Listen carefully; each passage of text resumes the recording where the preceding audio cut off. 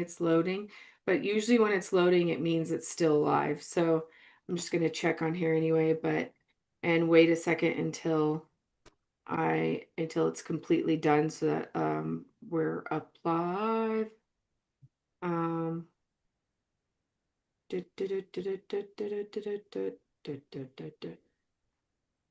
still,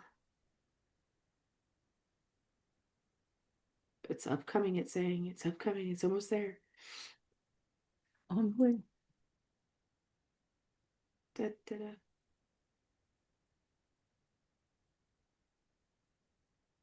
Okay, cool. All right, now we've been live for a minute anyway. Okay, so hi guys, I am here with Katie Mabrey. Katie, hello. Hello. Okay, so Katie, she just wrote this book. It's called The Stillpoint, and her middle name is Rains. Is that not the coolest thing ever? It's like a book of basically like wisdom. I guess that's how I would summarize like what it is. But it's got a lot of really golden points that I wanted to touch on. And I started like, okay, so Katie, we have been acquainted with each other for 2.5 years maybe now, like, Yeah, about that. or about, yeah, no, I think I met you in Shasta 2 years ago. So That's right, at the wedding. at the wedding, but no, I saw you at conferences before that, I think. So I anyway, knew of you for a little while, I know yeah, before yeah. that. So at least like 2.5 years. And then anyway, so she has finally written a book, and I think it's a really good book. It's really cool, and we're going to talk about it today. Okay, so Katie, tell us, how did this thing come about? How did you get into all this? Well, thank you. I am, we've all been going through so much shit, like since COVID and even before COVID. And it's just like all of our lives have just been nuts, right? Like, so I'm not different than anyone else. But I was just going through a whole lot, kind of business stuff around then, horrible business stuff, insane family stuff, relationship stuff, just every little area of my life was getting turned upside down. And so for those few years, the last 6 years, I have just been trying to figure out like how to make it through such vast, insane change and trauma at times. And not to mention, during all of that as well, I'm going through an intense awakening. So there's the remembrance side of it. So it's like, one side's really cool because well, it's traumatic and cool going through a spiritual Right. awakening. It's not all light, love and light. But then you got the all of the stuff going on in your 3D life as well. And I was just struggling with how to come to terms with all of that inside over a very long period of time. And then at the end of 2025, it felt like just everything came to a head. Like all of it was just like bam during that whole year, kind of, but especially at the end. And so I just started writing finally. I was like watching what I was going through, but not only what I was going through, I was watching what my friends were going through and my family was going through and my business partners and my exes and just like everyone around me. And I was watching the human behavioral patterns popping out in different areas. And so I just last fall just started writing. I was kind of joking around and I was like, man, if I was to write a chapter about this one specific instance going on in my life, what would that chapter look like? And I just kind of started like writing down a chapter and putting like ideas, brainstorming ideas of what that chapter would be like and that specific thing I was going through in my life at the time. And then something else came up, and I was like, okay, well, what if I was to write a chapter about this? And so I started writing a second chapter. And this was just like a joke, right? Like kind of like just a silly way to process what I was going through. And then before you knew it, I had 10 chapters, and I was like, wait a minute, am I writing a book?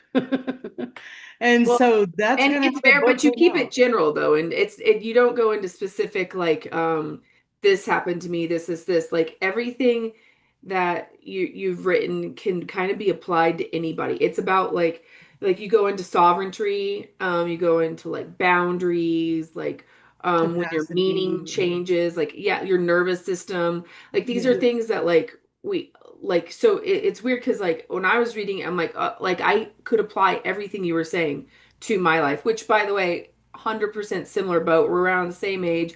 I also went through the COVID thing and have like 6 years out, I have completely different friends than I did in 2020. I have completely like my family structure's changed. Like I'm in a completely different everything's like my life from 2019 to 2026 are like if you would have told me in 2019 that this is going to be my future, I would have had never ever been able to even come to a place where I would have even figured out how that would have happened.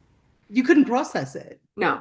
And that's what, so, and I was watching everyone's lives around me change so much. And that's one of the big things. I was like, if I write what happened to me, like, that's cool. And some people might be interested. But what would be more useful is if I took, like, every single word in this book came from a personal experience, but I flipped it and I was like, I want to write it to where, like, everyone else can, because we're all literally going through the same shit, just in different patterns, different ways. It shows up differently for all of us. But I think every human on the earth is going through massive crises right now, and changes and awakenings of one form or another. We're not all going through the same ones, but almost everybody's going through some form of Something, awakening right yeah. now. And so it was very important to me to write the book where it could be like, I learned these lessons through personal experience, but I wanted to write them so that anybody could relate with them and learn something. Because I finally found a voice to explain what I was going through. But like, if you just hear the story about what I'm going through, then you're not listening. It's hard to see the layers beneath how it's unfolding within our consciousness. Mm. And so I was trying to find a way to figure out how to talk about how it was unfolding in my consciousness. Like, it doesn't matter what you're actually going through, because we all go through, the patterns are the same amongst all of us, right? So I was looking at the patterns underneath my personal experiences, behind them, kind of the Well, architecture. one of the ones that I okay, so uh well, okay, so first start us out with it's called the still point, and you talk about finding the stillness thing and what that is. And so can you walk us through, is this like, did this come through with a bunch of meditation, or did you like how did you find the still point and what's that mean to you, and explain like kind of like Yeah. that concept to people? So one of the major ways was that number one, I have had the biggest problem listening to other people and letting their opinions supersede my own knowing far too often. Like, I am the number one guilty person about that. Growing up, everybody's expectations, I set my expectations according to what everyone else expected around me. Mhm. Right. And so like, I'm like, oh, I want to go, do this for a career, but what is my family going to think? Are they going to be upset with me? Are they going to, because I went from banking, which my family owned the bank. So I was in a family business, to selling weed. And I was like, I went to own a cannabis store and a dispensary and edible company. And I was like terrified of what the family was going to think of me going from banking to cannabis, right? And I mean, it literally was like tearing me apart inside. And so one of my big things that I learned was that the only way to not let fears overcome your intuition is to find that place inside of you that is not pulled by other people. So like I keep saying, I'm like, imagine you got a rope inside you, but like these people's expectations pull you this way and these people's perceptions pull you this way. So I was trying to like straighten out my rope, right? Like not let anybody pull me from my center. And that was a very, very deep lesson for me. Learning to, like, you can listen to other people, don't get me wrong, and you can take what other people have as opinions and perceptions and include them into how you come to a conclusion. But if you let them lead the way, then you're living their expectations and not your own. And so it was like I had to figure out how to like get quiet and find my center and get all those other voices out of my head. And it was so hard for me. Like it was really, really hard for me. Because I wanted to be the good daughter and the good granddaughter and the good niece or whatever, the good steward of the business and all that stuff. And so that was my first big lesson, was learning like how to not let everybody else's expectations in my life lead my life. And then what I was starting to notice is that my nervous system was so activated. So it was, and this is like whether I was talking to, a romantic partner or a friend or whatever, and if things weren't going right, and I would be nervous to say something because my nervous system was so activated. Like I would just get, it would feel constricted inside if something was happening and it wasn't in alignment with my intuition, you know? And so then I figured out that there's this place inside of you that can be very still. And so if you're working with someone else and they activate your nervous system, if you respond too quickly, then you're just reacting to them, right? But if you can sit with what they said or what they did and not react immediately, then you can learn to get quiet, let your nervous system calm down. And that is the only way you'll be able to listen to your true intuition. Anything else is just activation. Unless you're listening to your intuition from a truly calmed nervous system, then anything else is just noise, because if your nervous system is activated, you're not hearing your true inner Mhm. self. So I had to learn that anytime somebody did something that pissed me off or said something that activated me or acted in a way that was not within my alignment, I had to learn how to not just go, oh, well, screw him or whatever. I Right. had to learn to just sit and be quiet with it and find that place inside where I was like, I mean, it's almost like woosah, right? Like some of us learn this through meditation, which definitely helped me over the years, 1,000,000%. But I found out what actually just helped me more than anything was just getting to that quiet place inside and then choosing my response from there instead of reacting without. So there's like multiple different layers to the still point. I mean, it's, on larger levels and like more in, you just get a text message that sets you off moments, like there's multiple layers to it. And so when I started writing, talking about some of the things in my journal that I was going through some of this, I kept going back. I was like, I just need to find this place within me that's still. I need to find this still point. And I just kept writing that over and over in my journal. And then all of a sudden I was like, oh, I'm writing a book called The Still Point and how to find That's it. it. That's the theme. Yeah. Yeah. So there's larger layers to the still point and there's smaller layers to the still point. But I recognize that all of it is just making sure that you're acting from a place that's really quiet inside of you, that's still, that's not affected by others' perceptions and actions. And then your symbol is like the infinity, and like the line is supposed to be Yeah. basically the center is like that. The line is you. You're like the pillar of light that's in the center of of time, Hmm. essentially at this given point. So this is the still point, like right there, and that. Yeah. So the loops are, yeah, I've actually got it tattooed too. So the line is you, and then the loops are everything that moves around you. So your choices move around you, your relationships move around you. They don't stay still. Your experiences move around you. Even your feelings and emotions move around you. I mean, you don't have the same feelings and emotions at 8 years old that you do at No, 25, no. that you do at 43. Yep.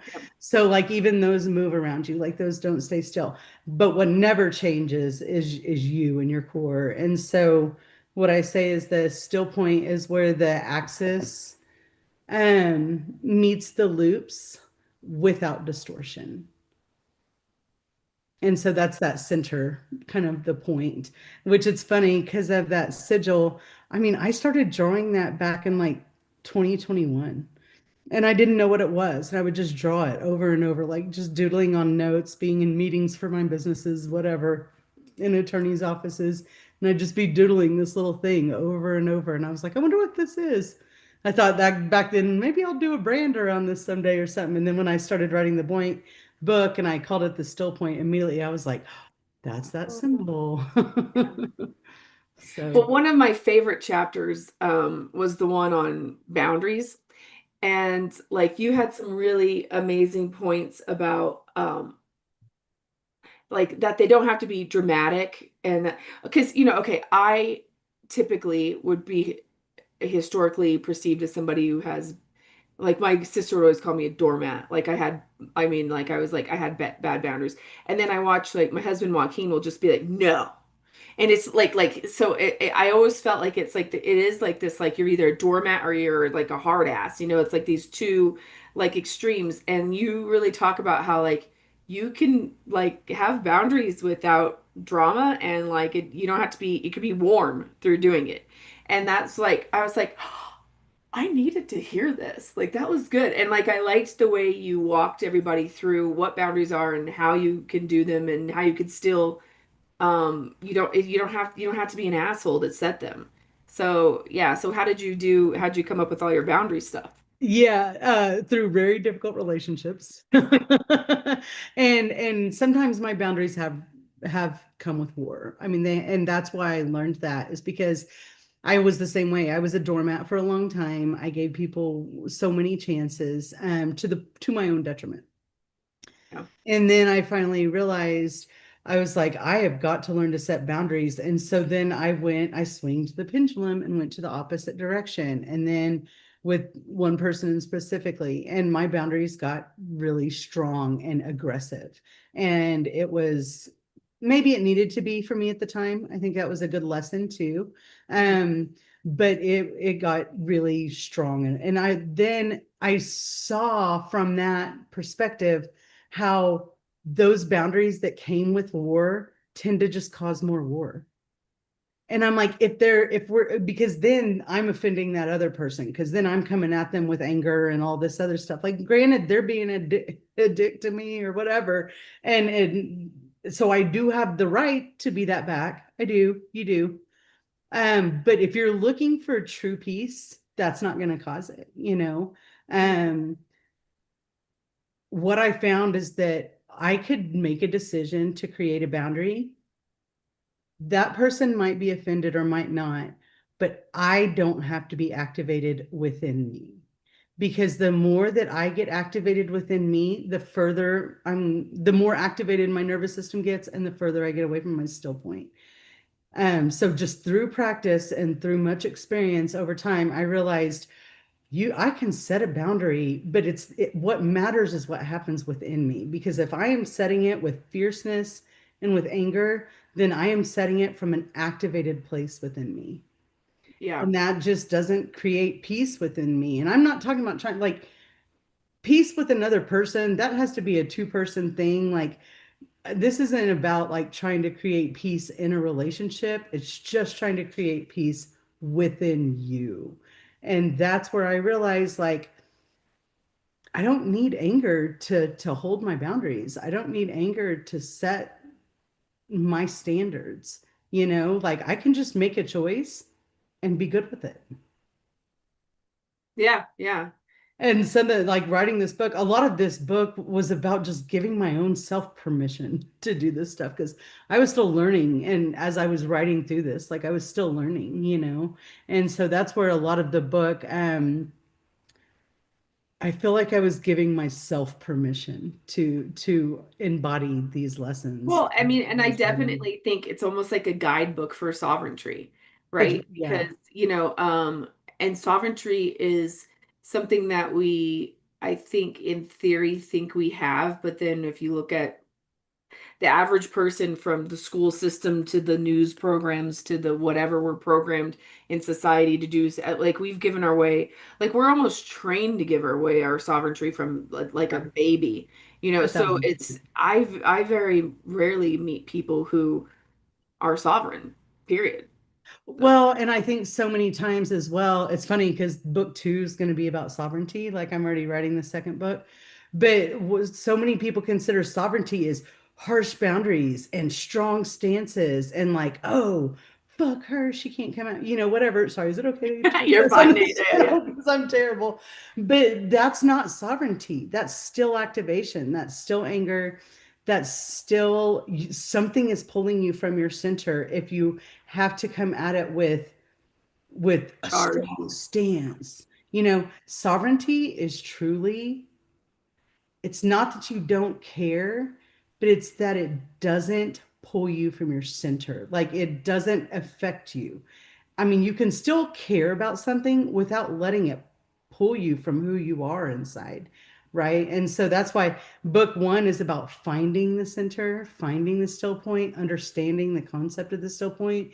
And then book two is going to be about living, interacting from that place, like interacting with the world from that place. So it's going to go much heavier into sovereignty. I don't know if I'm going to use the word sovereignty because I feel like it's so overused and misunderstood at this point, Yeah. you I know? mean, and I also think that it's like uh a lot of this comes with healing, right? It's kind of like you almost have to heal your traumas or in the pro something in order to be able to get to a place where your sovereignty and your still point can have a purity to it or like an Yeah, authenticity to it or something, otherwise absolutely. you're in a traumatic Well, thing. and how do you heal your inner child? How do you heal your nervous system? How do you heal all of these things, the shadow work and all of that stuff that we talk about in this community? How do you heal those things if you're not coming at it from a place that is truly still inside of you and has the ability to listen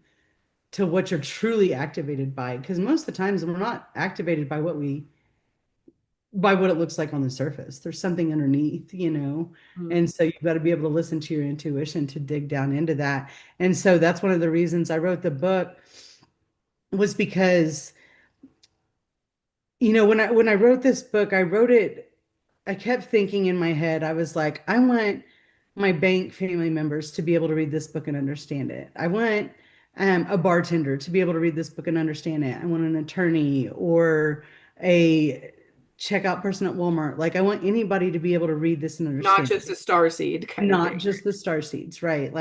This is not just for them because this book would have been so helpful to me pre my awakening. If you can learn how to reach your still point prior to your spiritual awakening, then your level of discernment is going to come from a different place, right? Hmm. Because you're coming from the still point. Because how many times have we all been activated by something, by an idea, whether we got way excited about it and we go down this rabbit hole for a little while and then we figure out it was wrong. And it's because we approached it from an activated stance and not from a still point, right?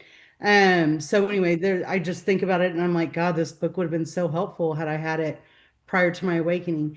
But then the more I started writing the book, I was like, okay, as much as I was writing this book for the non-star seeds, I realized how much this is for the star seed community as well. Because they're so like, it's funny, you just go online and you see people arguing about, like, I was watching an argument stuff on a post today.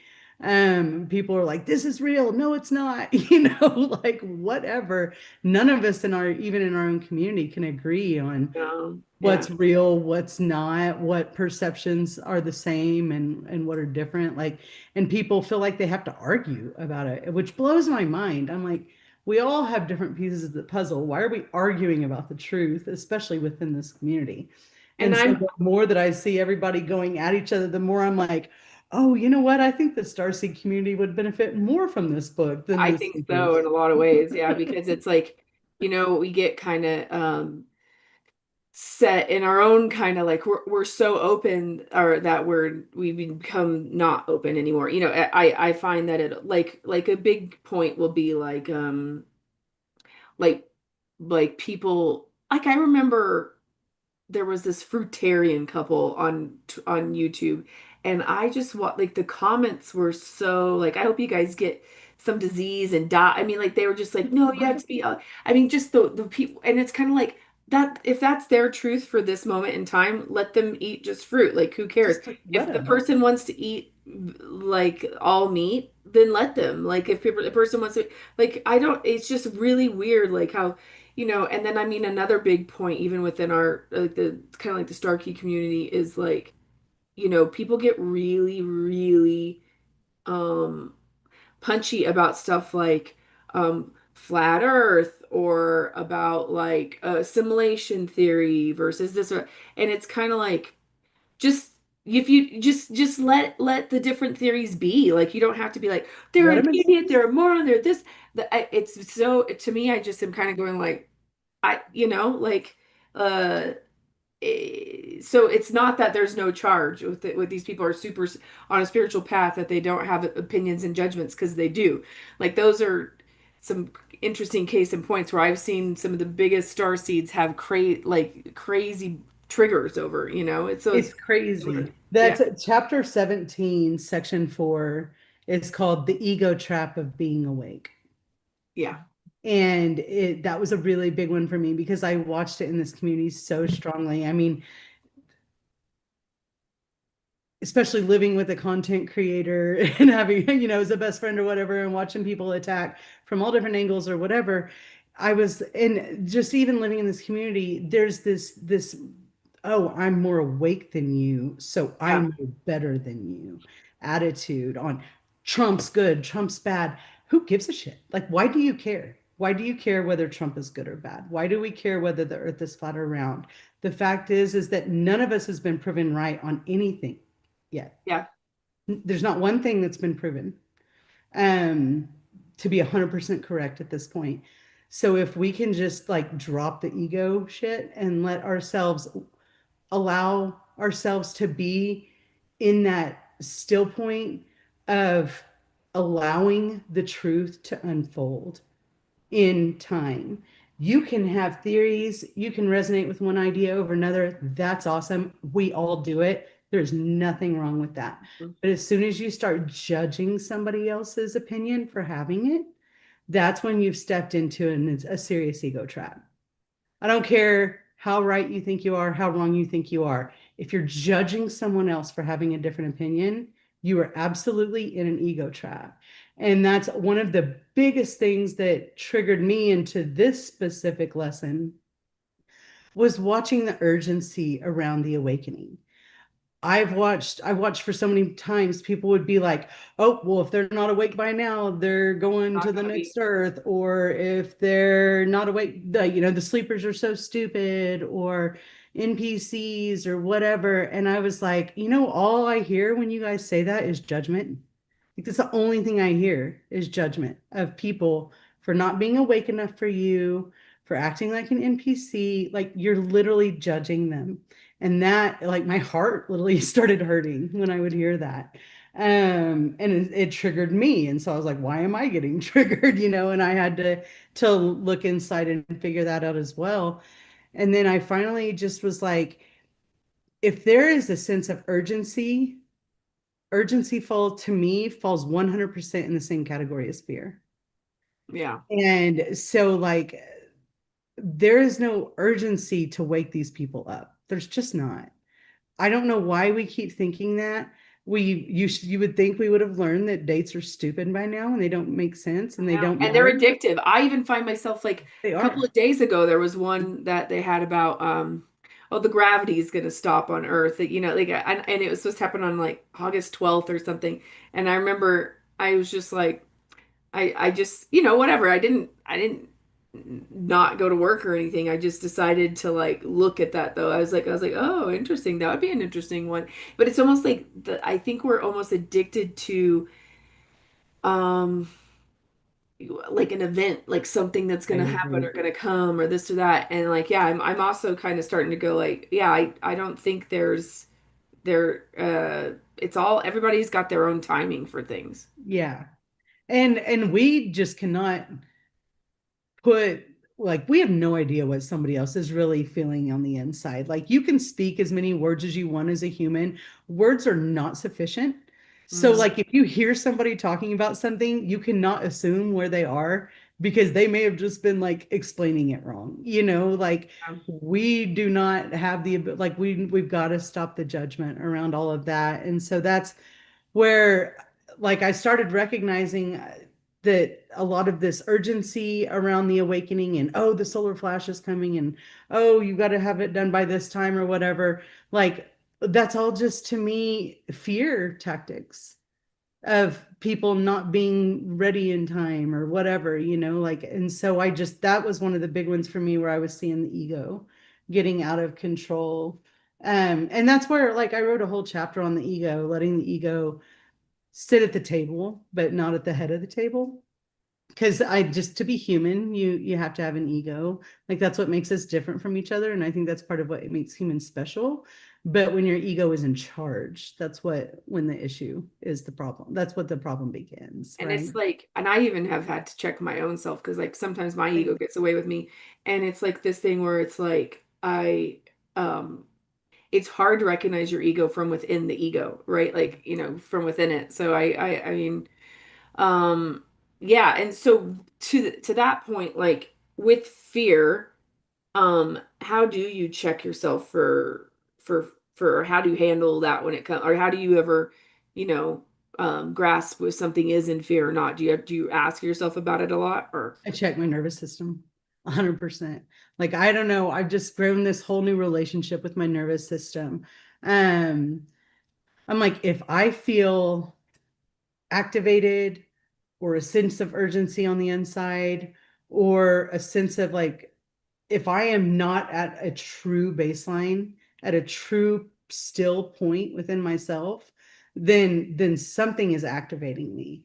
And that's where I'm like, okay, where am I getting activated? Is it fear? Is it ego? I'll tell you, like, it's been so much better learning how to check my ego from the still point. And I recognize how much I'm still in it. Like, I am not sitting out here pretending to be healed from that by any means of the imagination.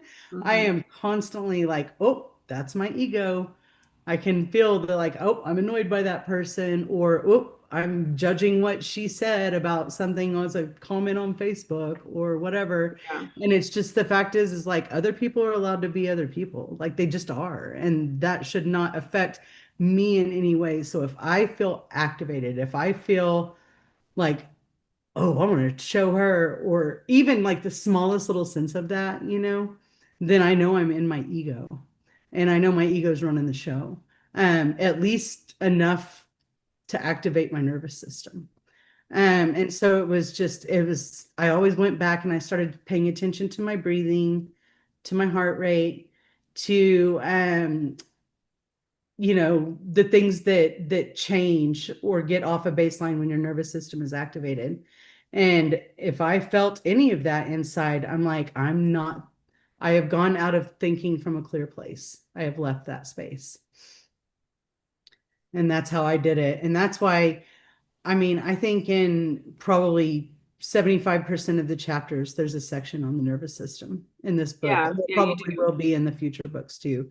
I think it's the most important thing. It's the most important barometer for if you are activated or in your ego or in fear or anything else. Like it's the best barometer. And so you brushed on that, but so how do you understand your own nervous system in terms of like is it like when you said like so when you're reactive, or is it like when you have like the physical 3D, like, oh, I'm not breathing, or is it more like, oh, I have a feeling about that, or like you just like can feel like the underlining like agitation, or how do you understand when it's activated? Well, and I'm still learning my nervous system because I've never paid this much attention to it before, right?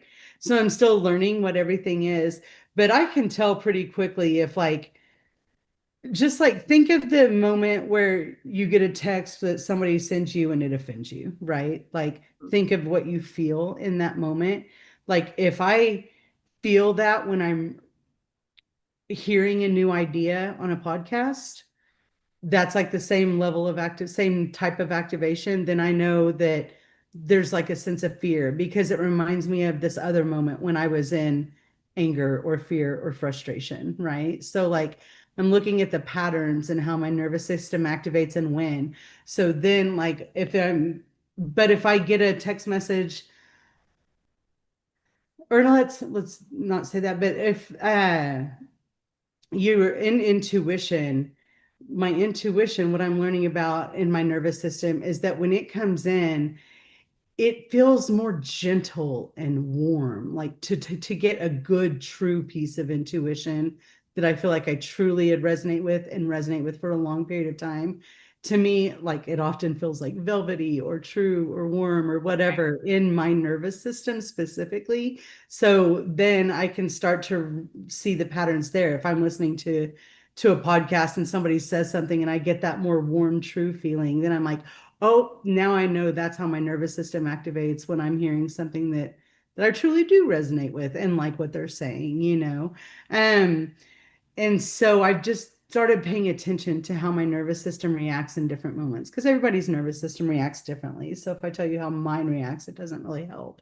But if you Right. watch how it reacts in different situations and then you watch the patterns, and then when you're listening to information, you can go back to like, oh, that is how my nervous system reacts in good moments or in frustrated moments or whatever. But I don't think any of us really pay attention to it enough. Yeah, I don't think so Um, either. And I think it's good because, they're always talking about like, oh, your cortisol levels are too high or this and this. And a lot of it is like, I think we have, well, if you just look at society, even not on an individual basis, like we have tons of stuff that are, basically like what we talked about before, COVID and all that other stuff. I mean, like the economy, like everything, like so much of this stuff should trigger even a healthy person's nervous system. Absolutely. And So, that's the thing. That's what I learned is that when my nervous system would get activated, literally all it was I let it become information. If my nervous system is activated, that doesn't mean anything. It just is information. And so then I would take that information and sit with it like, oh, well, just because that did scare me doesn't mean that I need to let it control my life. It just told my nervous system just told me that I was scared in that moment. And so that's something to pay attention to or maybe understand a little deeper or work through, you know, like your nervous system is information to tell you because there is no your body knows, like your body yeah. knows. But our bodies have also been trained over time, right, to react to different things. And so that's why a lot of what I talk about is like, you don't need to hold, you almost cannot heal the big moments in the moment. Like it's little moments that matter, little moments of just catching your nervous system in a conversation. Like if I'm in a conversation with my sister, you know, and it's just a normal conversation, but she says something that activates me inside. I don't have to react or do anything right there. I just note it. Like I just observe. And I'm like, oh, I got activated in that moment. I didn't need to, but I did. And so I just catch it. And then it's those little moments of corrections that change your capacity to address the bigger moments. Yeah. The more you can recognize your nervous system getting activated or your fear getting activated or whatever it is in little bitty moments, the more you just notice it, like all you have to do is notice it, then the easier it is to correct those bigger moments or to control. I don't really like that word, but to heal those bigger moments, you know, it's those little moments. It's like just changing little habits over time, you know, change like overall change your bigger patterns. And speaking about bigger patterns, you have like one of your last chapters is about when meaning shifts. And that's a big one too, because it's like I think there's a big substrate of, like our society is kind of like, you're going to do this and this is going to be your career till you're 65 and then you retire and go on a couple of vacations and die. Like, I mean, like it's so weird how my goalposts have like I could say, oh, my goal's this right now, but like as I'm going towards it, I might, oh, there's a butterfly. I mean, I might literally get it changes all the time. Right. Managing that and going through that is interesting. And it's weird how we're almost trained that you shouldn't ever shift. Because it's so scary. Most humans are terrified of change. Like I remember when I worked at the bank, like if I even changed like the smallest process, like everybody would get so nervous, you know. And people are really scared of change. And when in this time that we're living in right now, where change is like it's insane. The amount of change I mean, this world is not the same as it was No. even 2 years ago, not to mention 5 or 10 years ago. Like we just live in a totally different world. And I Yeah, remember, we actually watched The Adjustment Bureau last night for the first time, and it was like from 2011, and like there's no iPhone yeah, in I the mean, it's phone, crazy. and like literally like they're on a flip phone, and she like sticks this flip phone in it's just like, and I was thinking about just how different the world is with in whatever that is, like 15 years ago, not having like iPhones, like not every single person has an iPhone to where, um, yeah, Right. like just we live, Now I we're mean, walking around with them on our wrists and stuff. yeah, It's exactly. I crazy. mean, and now like AI is so crazy. It's like, we talk to them. Like I love my AI. It's like my friend. Oh, I So, know. yeah. Yeah, it's phenomenal. Well, and I am like I remember just going through the political awakening, which kind of hit me in 2020 and 2021. Like I remember hearing the theories about the shot, the jab, and all of that stuff about how like it's a bad thing or whatever, and I was like, we do not live in that corrupt of a world. Like, there's no way. That's insane to me. And then I realized that that was the theories are, starting to prove I'm themselves true, true. yeah. Like, I mean, all this stuff going on with Fauci and everything. And I've heard about it, and I've accepted that reality for a few years now. But when I first came across it, it was almost impossible for me to accept. I was like, no, this is my map. And I trusted this map for a long time. You can't tell me that it was that wrong. Like my map, everyone else around me is using the same map when it comes to like, let's just say government, like being able to trust in your government for the most part, like, they do little stupid shit, but to think that they were that corrupt was absolutely inconceivable to me. I mean, it Well, broke my heart. And so now I look around and I look at other people that still haven't accepted that reality. And I'm like, I totally understand why. Like, I mean, you just don't want to think humans have the ability to be that evil. You I really mean, don't. and then we have things like, the Epstein files, and then like how that's come out, and you have all that kind of stuff. And then you start thinking like, wait, how much of fame is like a contrived boys club of bad people? I mean, it seems like a lot of it, right? So then you're just like, yeah, so you really don't know. I mean, a lot of this is we have to stop trusting what we're fed, Yeah. and then start really feeling into, and for me, it's like my biggest like obsession is more like megaliths and stuff. I'm really into like ancient history stuff. So much of that I think is, I mean, like a weird controlled storyline that we've been given that we don't know, And then even on the other side, you have. I mean, I've had people on my podcast who are like, "Oh, the world's only 500 years old, and J's are new to the alphabet, and this." And I'm like, okay, I don't know, maybe everything's that I don't know, but I mean, we don't have a clear picture of what history really is, and that's We scary don't. too. We don't. Like, we don't know how many years it's been. Like, some people We say we're don't. missing 1,000 years. Some people say they've added 1,000 years. Like, we don't. Exactly. We just don't. But that's also kind of a beautiful lesson in and of itself, is not having to have all the answers. That is a Which that's a really, hard lesson for me because I'm kind of it's like, but I super wanna, hard. like, It's yeah, that's one of the reasons I wrote the still point, was because I was going through this giant spiritual awakening, political awakening, all of that stuff, and I just couldn't stop. Like, I was getting more information, more information. I went down every rabbit hole. I've been down all of them, yeah. and I mean, I even live in Sedona now, whatever. But at some point, I recognized, I was like, am I okay just existing without the answers? And I realized I wasn't. And that's why I was digging so hard. And so that was even another layer of needing to write the still point, and understanding what the still point was like, just learn to be okay without the answers. Like, it's fine.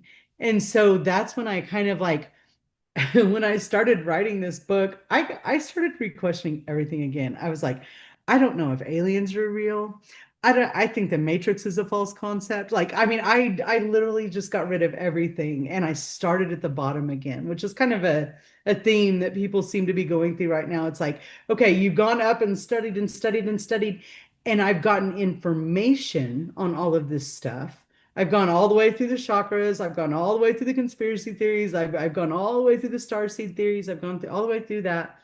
Um, but then I felt like I just need to drop back down and go through, like, I feel like I'm starting to go through the whole process again. Because the first time I went through the whole process learning information, Hmm. embodying what I could, but that is way too much to embody. And clearly, I have not embodied it all because you can still physically see me. I am not in the 5D yet. I have not ascended yet. I Yep. am still here. So now I've gone back to the still point and I'm starting all over again. But this time I'm coming back from a different perspective because I have the knowledge. I know where all the different, not every single, but where a lot of the maps go. I know what directions they go. I've learned that I don't have to resonate with any of them yet if I don't want to. I can just go back to my still point and let every theory exist and then let them just let reality unfold as it does in divine timing. There is no urgency. I am dropping the fear around it. I don't care what's true and what's not true. Like I was talking to Tyler earlier about Trump. I was like, everybody's like, I love Trump. I hate Trump. Da, da, da, da. Like, who cares? Who Yeah. cares? Why does it I matter if Trump is good or bad? I'll tell be you what happened though. There's a hell of a lot more people awake and paying attention today than there was in 2015. And true. then a hell of a lot more people paying attention today than there was in 2023. I'm not saying Trump caused that. I'm not like personally, he didn't like create some big, spiritual movement or whatever, but everybody's starting to pay attention. And Yeah. that's enough for me. So, like, I don't care if he's good or bad. I don't care if the earth's flat around. I don't care about any of that. All I care about is that, yay, people are paying attention and that we can choose to allow the truth to unfold in divine timing without having to tie ourselves to any particular outcome. Because Yeah. the more you tie yourself to an outcome, you're closing off other timelines, right? Like if you tie yourself to an outcome and you're like, I need reality to be this way, you're closing off other timelines. You don't know what's true yet. So And I I think mean, we can lean into it and it's exciting hearing the theories for sure. I and I love think we're listening. having, I mean, like I just listened to that David Sinclair who does anti-aging stuff for Harvard or whatever, and he was on Rogan a couple of days ago, and then that's a horrible interview. Like Rogan talks over him the whole time, but like that Yeah. same guy has been on other things, and like he had this little clip where he was basically saying, well, no, like it's not just that we can like kind of pause aging right now, we actually can reverse aging in animals. Like we can reverse it back down to where the animal's like 20, and presumably you can maybe do that infinitely, right? And so he's saying, we're doing human trials on the human eyeball right now, and he's like, and it's not just me. It's not like, oh, if I'm killed today, all this stops. He's like, there's different labs doing this anti-aging research all across the world. And so we're at a point where like I'm thinking like now, like when I sent this my whole thing this week, which could change next week, guys, but this week my thing is like maybe the singularity really is like we are in a timeline war, maybe, and maybe the thing is that like people we're now going to have the technology where some people will be able to not age. And if that's the case, then what does it mean to live in a society where Putin is 20 and Trump is 20 forever and I mean, then we have to start realizing, okay, that's when our sovereignty comes in place, and our government systems don't work for the amount of people that we have. They're not functioning to the like we're at a place where we now have AI, we have all these other things. We can do other systems of government that we haven't even thought about, meaning like we can have do you this area, do we have enough funds to put up a stop sign here, yes or no? If you're within this zip code, you vote on your phone, and then we have direct democracy where we don't need Right. a representative. to represent any of us. So we decide on the things that we want to allocate our collective funding to or not. I mean, like we could move into that kind, like our world could shift so much. Like just to think that like we're in like this political system forever or this monetary system for like we don't have no idea what's coming. Like things I think are going to shift so much just because of we now have the infrastructure and ability for them to shift where we had theory of it, but now we're having to have infrastructure that we hadn't before. So I don't know what's coming, and it may not be like, oh, like there's going to be a pole shift and an electric flash. I mean, it might be something like legit like I've just talked about. It could just be like, okay, we might not age to be 100 because we might potentially have some kind of medicine that where, okay, all of our diseases are cured and you're 30 years old perpetually until you just decide you don't want to be. And then people be like, well, is that the mark of the beast or what would that be? Like, I don't know. Like, we're going to have completely different things, I think, to worry about than we've ever, or not even worry about, but to like experience than Yeah. than we've thought we would. Yeah. Well, and we're also still we're kind of stuck between two consciousnesses, right?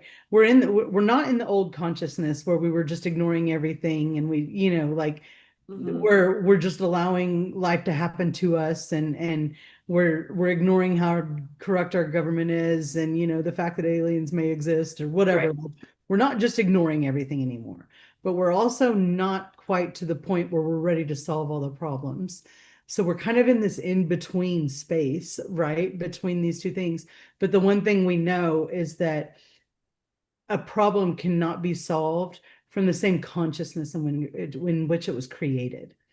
So That's like interesting. you can't find a really great solution in that same consciousness. So what happens is like we're not in this shitty consciousness where we created this mess, but we're also not quite at the new consciousness. We're kind of here waiting for everybody to either kind of decide where they're going to land, right? Yeah. Yeah, that's interesting. And so we're in that in between space. And I think that's part of our lesson is to learn just how to be comfortable in that space because you can't, like, things don't work when you force them, right? You have to let them flow. And so if we're trying to force a new answer into how government's going to work, even in 3 years, let's say, like seriously, like that soon. If we're in a place right now where today we're trying to force the idea of how we think things are going to go, Yeah. it's you're putting a round whatever into a square. Peg into a square Yeah, hole or a whatever. square hole, but peg. Uh, And I did like I actually have that in my notes too. You have ready versus forced. How when something's ready to happen, there's an ease that it happens. So if it's so basically you'll know you're and I've it's funny because there was this one girl that I was recently talking to and she was debating on whether or not to divorce her husband or this or that or whatever. And I remember just like and for me, it was very clear that it was just like, if it's complete and if you're ready, you'll know you're ready. It'll just like right, there won't be a question. You just will be ready. It's time. It's right. ready. It happens. Like, so don't worry about it till you're ready. When you're ready, you'll know you're ready. You won't have to ask people like me if you're ready or not. Yeah. It's funny. I just kind of like after, I kind of started understanding the Q movement. Not going to say whether I agree with it or not, but I started understanding it back in like 2023.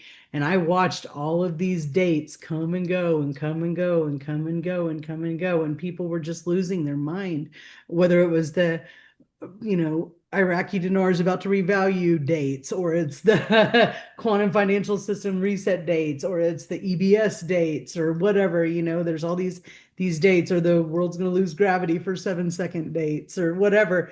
We've watched so many dates come and go, and so part of me is like, what if consciousness is just trying to literally beat that thought out of And our auras, out of our energy bodies of like, stop paying attention, 2030 or stop needing an answer, stop needing, like, the more you need it, the more it's not going to be there, you know? well, And so, also what I if don't consciousness itself is literally just trying to teach us to learn to be okay where we are now and I instead don't of think things are needing an set, answer? you Yeah, know, I like don't either. they're not, I don't think timelines are set, you know. I mean, even if somebody time travels to like it's like it's just like where the Loki Marvel thing comes. It's like, yeah, I think we have multiple timelines. Like, and who knows which one you're on today.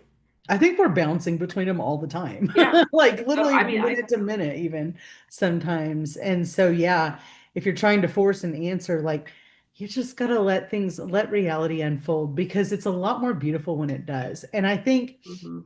we're all in this huge place of like needing to remember, wanting to remember. We're going out, and I think this is a beautiful thing. Like I've done all this too. I've gone out and done QHHT sessions for my past lives, and gone to intuitives, and try to get answers and answers and answers, and that is helpful from the right mind frame. But if you're in a place like I was, where like I just felt like I was like needing the answers so much. um it's just not gonna flow. I learned it was a lot easier to just let it flow, to let the answers arrive.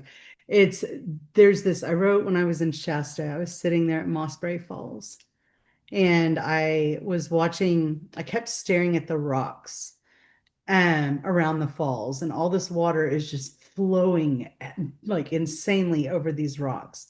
And these rocks were just so steady. And so I was just sitting there staring at the rocks, and there's children yelling and running around, and people splashing in the water, and people taking photos and whatever. And but I was just sitting there, just staring at the rock, going, "Be the rock, be the rock." And all of a sudden, like, let everything move around you. Like, just be still and let everything move around you and be sturdy and still. The more sturdy you are, the more you'll be able to see what's actually happening. And started writing about the great forgetting. And I just started having this idea. I was like, if we are star seeds and we all came here from these bigger experiences where maybe we do have access to our memories of all time and space and understanding what's happening in the greater cosmos, like, isn't that boring after a while? It's so funny. I was actually just telling Joaquin this last night. So in I don't know what it was, 20 when I was 35. I'm 44. When I was 20, no, sorry, 35, I did a heroic dose of mushrooms accidentally in the redwood forest. I took like 21 grams or something. I didn't know that that was a lot. They just gave me a whole bag, and it was for the week, but like I thought we were all taking them, and so I was just like, oh, they're not that bad. So they were passing around peanut butter, and I just ate the whole bag, and then they were like, wait, where's all your mushrooms? I was like, I didn't need the peanut butter. I just ate them, and they're like, that was for like a week. That you know, like what. Sounds like something I would do. Yeah, and I was just like, wait, what? You know, I look around, everybody's eating like one stem, and I'm like, I just ate like 20 or something, and I'm like, wait, what?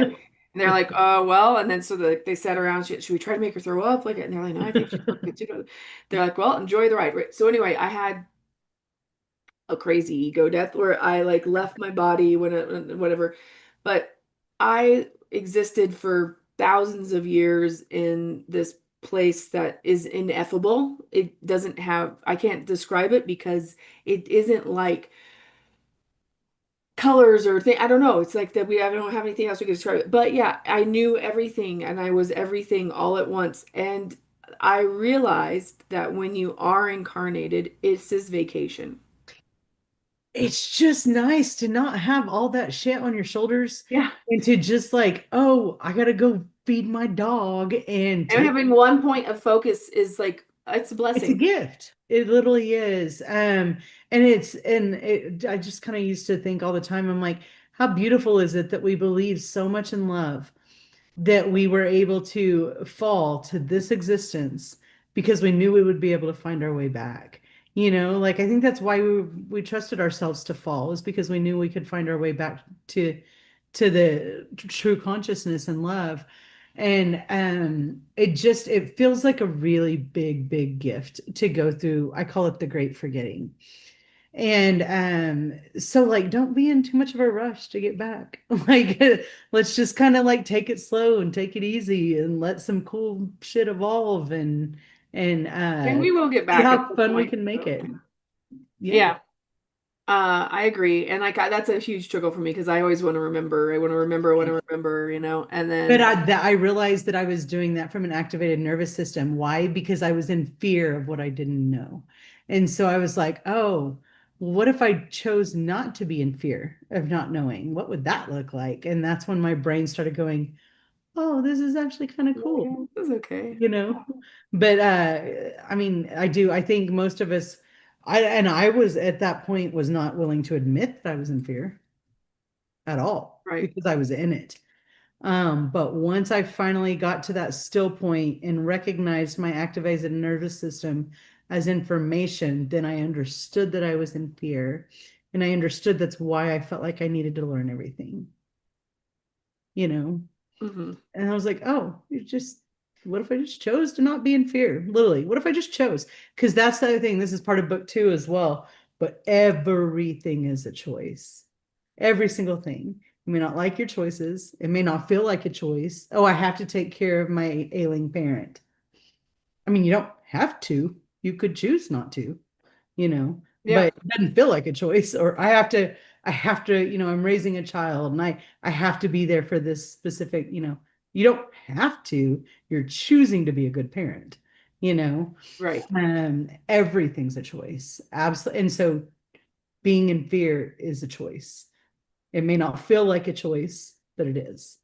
Because if you can get to the still point and find that center within you that is not in fear, then you can look at that fear as information. What is that fear telling me?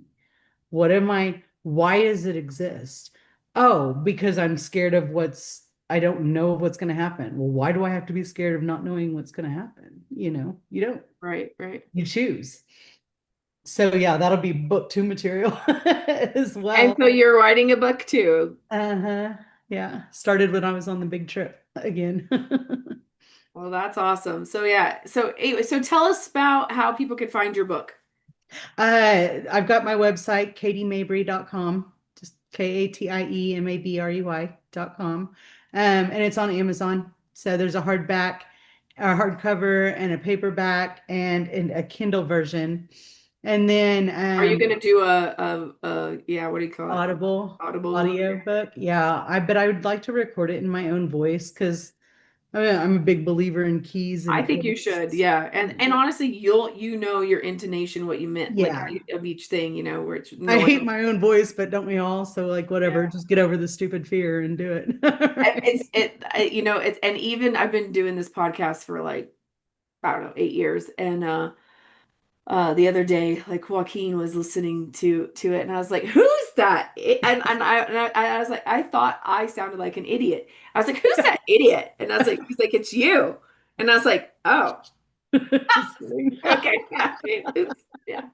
I sound ridiculous. I sound Yeah, no, ridiculous. I'm Who like is my that? voice is always so deep or whatever, but then I understand like the keys and codes of just reading my own work and people receiving that through Audible or audiobooks. So yeah, Tyler was like, just get in your closet with a microphone. And Right? he's gonna help me run it through a sound deal. So I think I'm gonna Yeah, do I think that's I'll key. probably start that here the next week I or two. think and people have gotten like I I'm on Audible, but and I have like I want to quit Audible, but I have like 5 credits, so I have to get 5 more books before I can quit. And then I'm always like, there's not enough cool 5D books or whatever you want to call it. There's Yeah, not enough these. I mean, everything is usually the stuff that makes it to audio is like mainstream stuff that I'm not as interested in. And once absolutely. in a while, there's like a cool Graham Hancock book or something that I want to get on. If so, yeah. But I encourage you because I think like there would be a lot of people who would be like, I'd love to listen to that on audio as well as have the physical thing. Thanks. Yeah. But I also will say that Katie's done a lot of it's almost like poetry. They're not like giant paragraphs. She does a lot. I mean, a lot of it is like shorter sentences that are not overwhelming, but just power punches all the time of wisdom. And so it's an easy book to read, you know. And so it's not like something that's going to take you like, it looks super big, but I mean, It's it's not. only 70,000 words. I talked to an agent at one point and she's like, why is your book over 400 pages if it's only 70,000 words? I was like, it's because the prose, but the prose was very important to me. Like the clarity in the prose was the most important thing as I wrote the book because I wanted to write a prose in which it would surpass the mind and reach the nervous system. Like I'm going to go back to the nervous system over and over and over. But like I wanted to write a book that it could literally like people could chew on it as they were reading it. Like it literally was like so clear that it surpasses the mind and reaches the nervous system. That was very important to me as I wrote this. So yeah, it's more like a prose. Yeah. I mean, I think that's the other beauty about it is it's its own like, and I also feel like it's like you're this is like one of those books like where you're kind of like you don't have to necessarily read it from cover to cover if you wanted to just like be like whatever. I'm see I'm pissed off today. Read. Okay, small corrections prevent large departures. And then if you just like read that, you'll be like, oh yeah. That's I have You a know? very spiritual friend, very, very intuitive friend that lives in Seattle, and she was reading the book that way. She's like, I have not read it cover to cover. She's like, but every day I just get like, I find irritation about something or excitement about something or whatever. And she's like, I'll just pick up the book and open it. She's like, every time I do it, it opens up to like the perfect spot and exactly what I need to hear, Yeah. So Yeah. it's It calmed my nervous system, honestly. Like reading about the nervous system, I was like, oh yeah. the book is like permission. Like I kept hearing the word permission over and over as I was writing it because it's like it's permission to not overly take on other people's problems or permission to Yeah. listen to your nervous system in a different way than society's taught you or permission to recognize your ego for what it is, and I just felt like I was giving myself permission even as I was reading and writing the book, I was like, God, I really do feel better about that now. Yeah. Well, good. That's really cool. All Yeah. right, so I'm gonna put the stuff in the description, y'all. Like right now it's live, so I haven't filled out the description yet. But I'm gonna put the links to her Amazon and everything and her website up on there. And if anybody wants to get a hold of you, like is it you have an email that they reach or just through your You can website? just go through the contact on the website. Contact through your website. Cool. Cool. That's Yeah, it. and so are there any closing thoughts you want to say?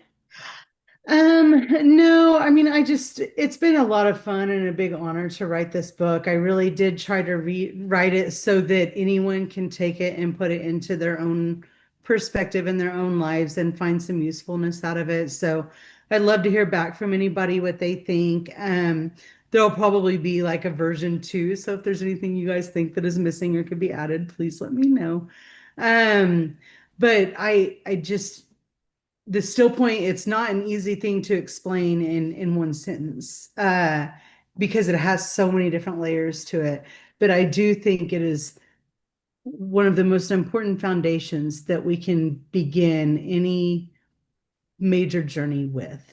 Whether that's an awakening journey or like even just on the road that I just did a 7-week road trip. And there were times where I would get frustrated and I'm like, oh my God, I can't believe I'm going to be gone so long. And it's like, nope, don't let those fears get to you. Just get back to your still point and let those fears wisp away because that's all they are is fears and information.